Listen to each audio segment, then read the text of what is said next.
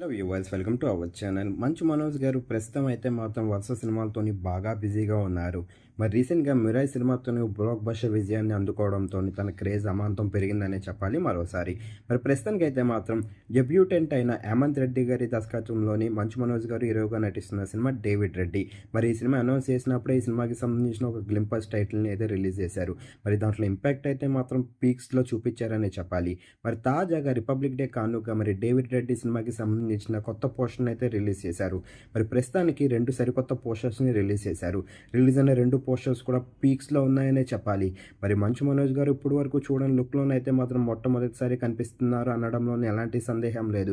ఎందుకంటే అంత దారుణంగా అంత క్రిమినల్గా ఉంది అనే చెప్పాలి. రిలీజ్ చేసిన లుక్ అయితే మాత్రం చాలా భయంకరంగా ఉన్న లుక్స్ అయితే మాత్రం మంచు మనోజ్ గారికి ఎలాంటి విజయాన్ని ఇస్తుందో తెలియదు. కానీ ప్రస్తుతం రిలీజ్ చేసిన పోస్టర్స్ అలాగే ట్రీజర్తోనైతే మాత్రం ఈ సినిమా పైన హైప్ మరింత భారీగా క్రియేట్ అయింది.